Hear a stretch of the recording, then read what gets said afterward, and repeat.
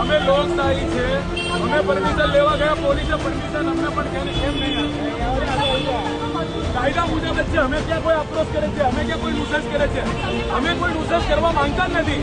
અમે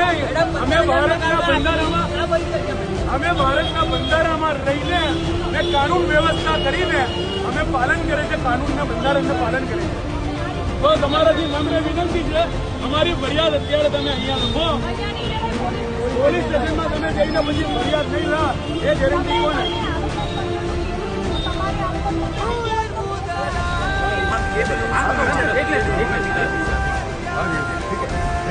हम 21,000 1200-1500 બિલ વાળાને 21,000 બિલ આપશો ને ભરવાની ધમકીઓ આપશો, કાઢવાની ધમકીઓ આપશો, તો આ જનતા ક્યાં જશે? આત્મહત્યા કરશે.